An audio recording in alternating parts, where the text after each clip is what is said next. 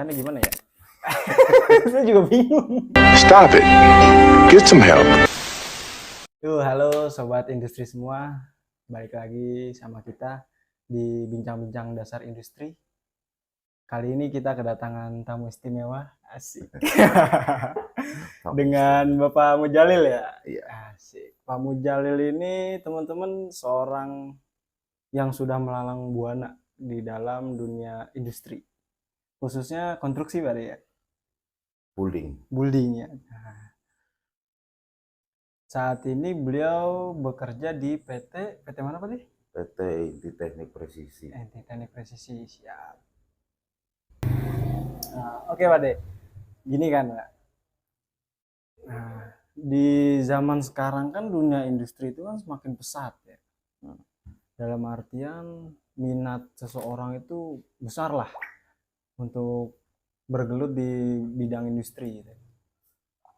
Nah, banyak nih dari teman-teman kita nih yang masih bertanya-tanya manfaat industri itu apa sih sebenarnya, sampai benar-benar diminati, terutama dalam industri yang Pak De geluti ya, building ya kan, pembangunan ataupun konstruksi. Menurut Pak De apa tuh kira-kira manfaat terbesarnya? Manfaat terbesarnya? Iya. Banyak banget ya. Dari segi sosial aja ya. Dari segi sosial aja bisa membantu menyerap tenaga kerja lebih banyak ya. Oh iya iya. Jadi mengurangi pengangguran. Contohnya kalau emang bergerak pembangunannya maju, berarti ekonomi maju. Betul. Secara tidak langsung gitu. Iya benar. Kita rasakan gitu kan. Jadi ya manfaatnya sangat luas bagi masyarakat. Contohnya yang tadinya kalau di bidang saya ya, yang di konstruksi terus sipil, basicnya itu basic bisa orang usia di bawah 46 tahun masih bisa produktif. Masih produktif berarti? Masih bisa produktif. Di dalam bidang building itu? Building, ya, sipil itu masih bisa. Masih bisa? Kalau untuk industri yang lain seperti yang otomotifnya, pabrik-pabrik yang lain, kemungkinan dia pakai yang masih usia produktif. Oh, berarti yang muda-muda lah ya? Iya. Oh, berarti manfaat yang terbesar itu di bidang building, karena dia menyerapnya umurnya banyak lah ibaratnya. Iya. Tenaga kerjanya tidak terbatas usianya. Oh iya benar. Berarti ini untuk teman-teman kita nih yang bertanya-tanya, maksudnya dalam bidang building ini manfaatnya besar berarti ya? Besar. Dia tidak mandang umur lah istilahnya. Tidak mandang umur, tidak mandang skill ibaratnya, dalam artian dia harus berijazah tinggi, tidak perlu. Jadi manfaatnya masyarakat luas bisa. Contohnya di pertanian, orang lagi musim kemarau tidak produktif, ibaratnya di pertanian, bisa beralih di konstruksi dan building gedung sipilan seperti itu. Itu menyerap tenaga kerja secara tidak langsung. Nah ini kan tadi manfaatnya nih Pak De ya.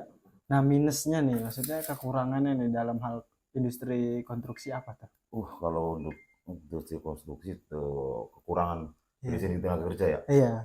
Kalau tenaga kerjanya untuk engineeringnya ibaratnya, engineering untuk dari sipil itu kayaknya masih kurang. Untuk di Indonesia ya, insinyur untuk sipil itu mungkin hanya bekerja di perusahaan-perusahaan yang tertentu. Dia menyerapnya. Berarti kurangnya minat untuk ke building ya? Iya, itu kayaknya untuk sekolah untuk ke building hanya mungkin apa biayanya atau minatnya yang berkurang gitu. Iya. Nah Pak De gini nih, sekarang kan dalam dunia industri kan revolusi itu kan udah 4 kali ya. Terakhir itu kan dari 2010 sampai sekarang. Iya. Nah pandangan Pak De gimana nih terkait namanya revolusi industri ini, perkembangan yang telah terjadi, gimana pandangan Pak De nih? Untuk perkembangan untuk di tahun 2000 milenial ya, itu sangat luar biasa. Untuk dunia otomotif aja ya, udah mulai semi automation. Semi automation. bahkan sudah automation. Contoh-contohnya pabrik-pabrik untuk perusahaan otomasi pembuatan mobil itu sebagian besar sudah menggunakan teknologi yang mutakhir. Contohnya kayak menggunakan robot, Oh, udah robotik semua berarti. udah robotik semua untuk Iya. contohnya aja di suatu perusahaan ya yang nggak perlu disebutin namanya ya, nanti promosi. Itu contohnya ya, ada sebuah pekerjaan yang namanya di situ welding bodinya ya. Welding bodinya dulu di tahun 2006 ke bawah itu masih manual. Masih manual. Contohnya masih pengelasannya masih spot. Oh. Sekarang udah mutakhir, udah menggunakan robot. Jadi teknologinya luar biasa. Udah upgrade semakin berkembang ya. Yes. Berarti kalau dilihat dari sisi ini ya, berarti banyak dong pengurangan tenaga kerja.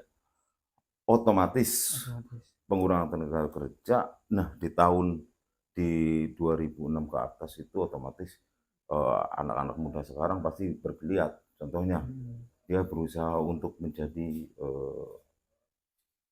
yang terbaik. Contohnya untuk menjadi pekerja seperti operator engineer, operator robotnya gitu.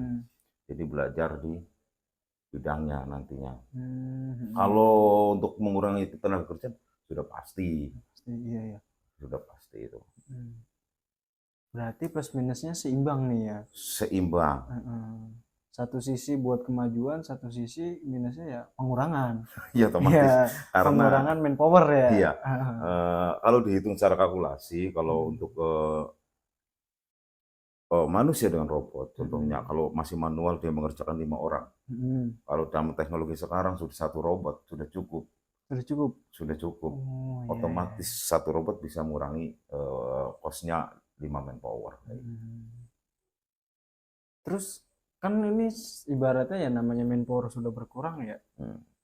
Menurut Pak Ade nih apa nih solusinya buat pemuda-pemuda yang masih mencari kerja lah ibaratnya, terlebih di dunia industri kan, sedangkan dunia industri sekarang kan udah automation semua.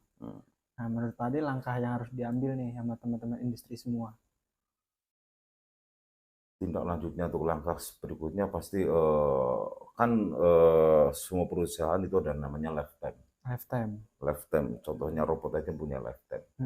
Nah, otomatis nanti kan ada sebuah universitas, contohnya di bidang programmer, otomatis dia akan membuka kelas programmer, otomatis akan terpacu orang-orang situ.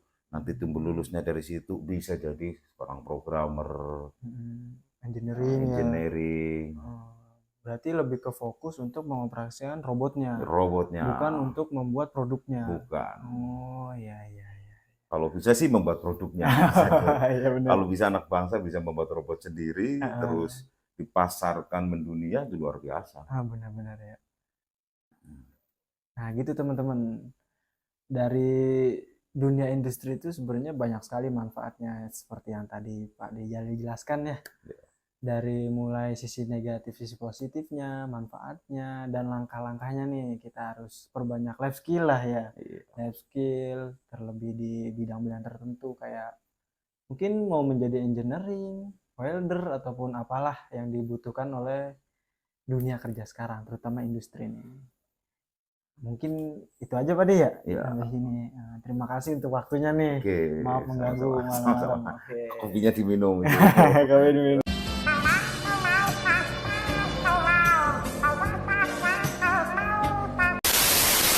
Oke Sobat Industri, sampai ketemu lagi di channel kita Bincang-Bincang Industri Dasar. Bye.